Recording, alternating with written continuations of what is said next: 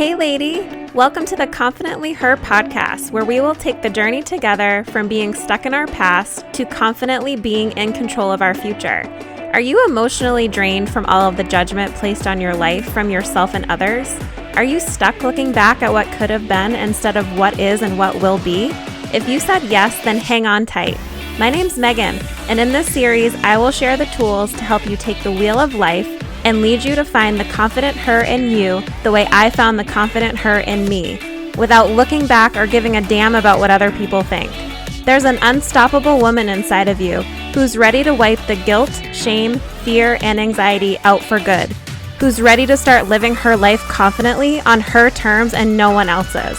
So girl, let's do this because you are worth it.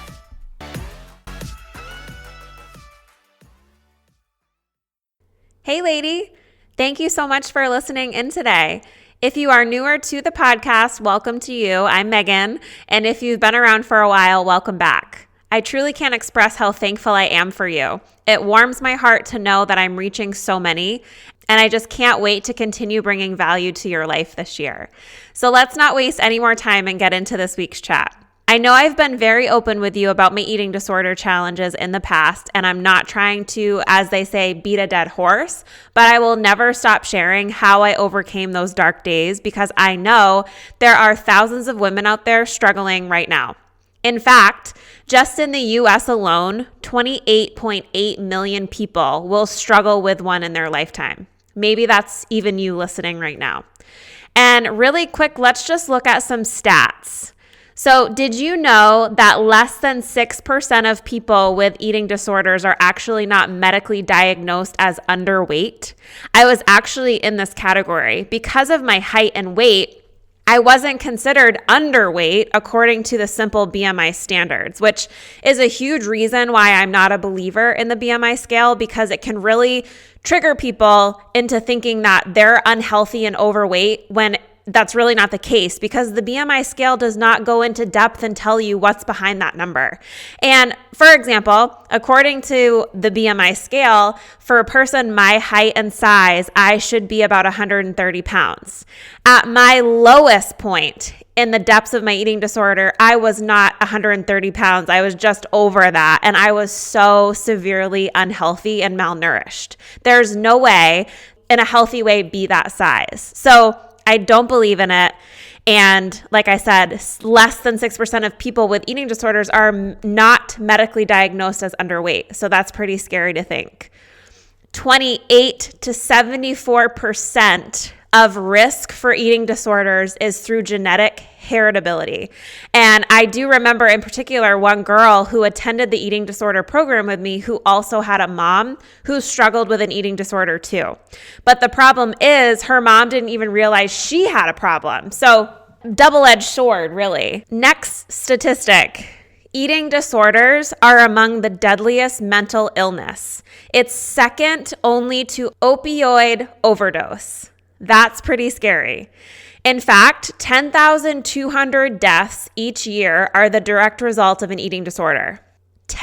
Over 10,000 deaths each year. That's one death every 52 minutes. That's horrifying. About 26% of people with eating disorders attempt suicide. Let's just put that all into perspective. Those statistics make me want to cry. I have a couple of really close friends who can't seem to get out of the grasp of their eating disorder, and I just want to continue spreading light and spreading the word that you can overcome it. I promise, I'm proof, and I will always keep talking about it.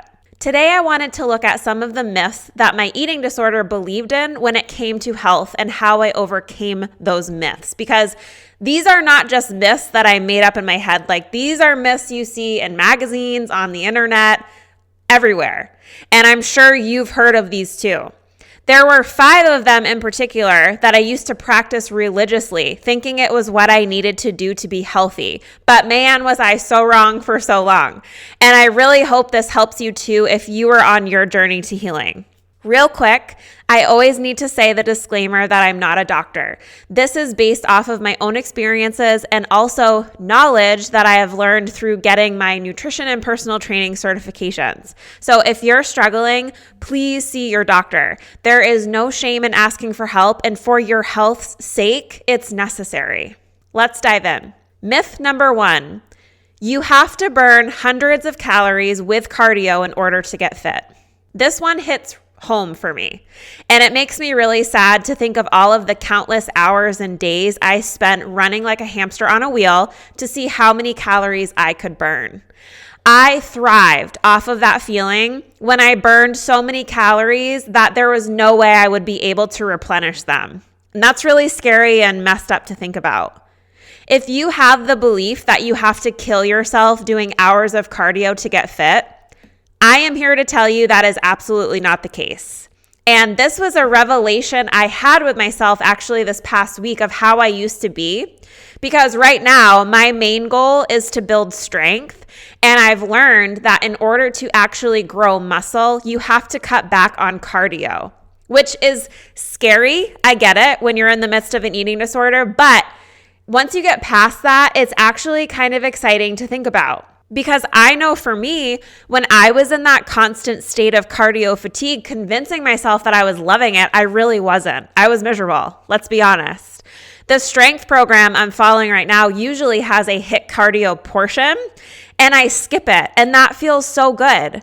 I'm able to be more intentional and work on increasing my weights rather than staying focused on how many calories I have burned, which is the reason why recently I made the decision to stop doing 75 hard the second time around, because I'm now teaching classes at the gym.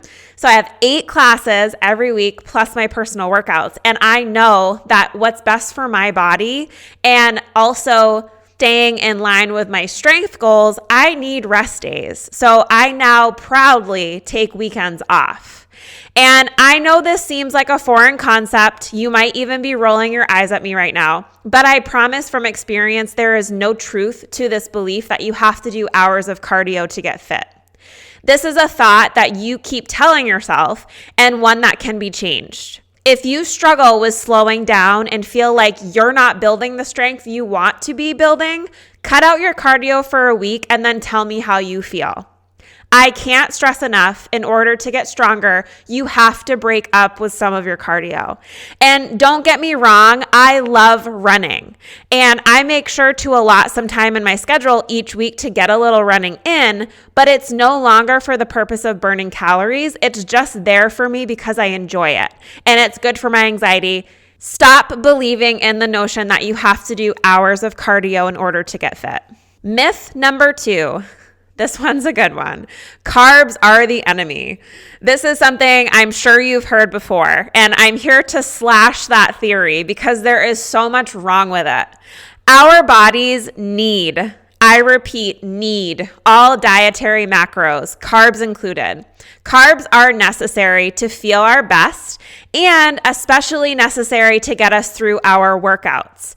Carbs will not make you fat. In fact, increased carb and protein intake is a surefire way to become a fat blasting machine. If I could go back in time, this would be one of the first things I would change. Because after trying and failing at fad diets like Atkins, I realized I felt so much better when I was eating the proper amount of carbs to support my fitness goals. Carbs are not the enemy. You are creating that fear, or rather your eating disorder is. Challenge that day after day, time after time, and start incorporating more carbs into your diet. I promise you will feel so much better. Myth number 3, if I lift weights, I will get bulky. First off, there's so much wrong with this statement because women have an entirely different hormone profile than men.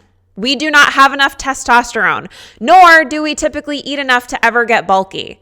But I was under the impression for years in the depths of my eating disorder that low weight, high reps was best. And I'm not saying that's a bad way to work out, but I am super thankful that I don't practice that anymore because for true strength and health benefits, it's actually been proven time and time again that it's much more effective to use bigger weights, proper form, and a supportive diet for optimum results.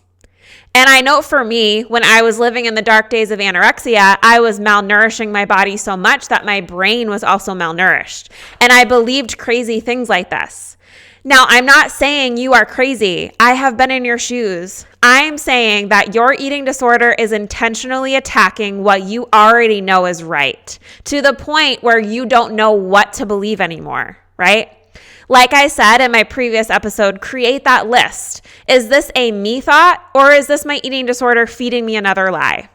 Lifting weights will not make you bulky, I promise. If anything, lifting heavier weights is going to, in turn, build that confidence within yourself the way that it did for me. And on top of that, because I started lifting heavier, I was kind of forced in a way to eat more to support that. It's a win-win. And I can't say I'm not happy with how strong I have become. I healed from my eating disorder by pushing myself out of those comfort zones and throwing these myths out the window and saying, no, Megan, try lifting heavier. Try eating more. Try to build your strength and your health that way. And through that process, I found closure with my eating disorder. And you can too. Myth number 4, exercise will erase my bad eating habits. Wrong. Plain and simple, you cannot outtrain a bad diet. If you have a goal to get a 6-pack, number 1, you have to eat. So if you're not eating, start there. And you have to consume the right things. Abs are not created in the gym. They are created in the kitchen. And when I struggled with bouts of binging, I used to have this horrible cycle of eating like crazy and then making up for it the next day by getting back on that hamster wheel. And when I say eating like crazy, I mean woofing down a whole bag of chips or eating a whole container of Oreos, like copious amounts of food that my body didn't need, right? This is one of the most unhealthy cycles to fall into. Never strive to erase something you ate. Strive for balance. Strive for eating the correct amount of calories to support your health and fitness goals. Strive to work out, but also strive to rest on the days you need to. Again, strive for balance. Habits are formed through intentional small steps daily. Start taking one baby step today. Focus on getting in the nutrients you need to thrive and just be a living human being. Focus on listening to your body and becoming more in tune with what it needs. Focus on loving yourself one day at a time. Myth number 5, you can tone and lengthen muscles. So this actually isn't a thing. We do not have the capabilities as humans to change the shape of our muscles. We simply have the opportunity to create larger ones. I used to be obsessed with the idea that I could change my framework and change the length of my muscles somehow and lengthen them and become some runway model. And this theory makes me scratch my head now because you really can't change what God gave you, but you can make it stronger. Right? I was so focused on feeling big boned and wanted so badly to change that. It wasn't until I started focusing on what my body does for me. It allows for me to run for my mental health. It allows me to push hard in my workouts and load up with heavier weights. It got me through years of abusing my body and not nourishing it properly. Start viewing your body as a temple, one that you have the opportunity every day to care for and to make stronger. Stop focusing on vanity and start focusing on strength. Through intentional practice every day, I was able to start loving me the way that I am. And over time, I have been able to grow muscles and get stronger. And guess what? I'm about 25 pounds heavier than I was at my lowest point, and I feel so much better. Focus on strength. Focus on building a strong mind, a strong body, and a strong soul. These 3 things have to be in sync for optimal health. I hope breaking down these myths helped you in just one way today. If you are struggling with an eating disorder, please know that you're not alone. And also, please find hope within yourself that you can get through this. Seek professional help. Start educating yourself on how to take care of your body. Take one baby step today that your future self will thank you for. We will talk again soon. Thank you so much for listening in today. If you really resonated with this episode, I would appreciate it if you left me a review or shared it with a girlfriend who might need to hear it too. We'll talk again soon.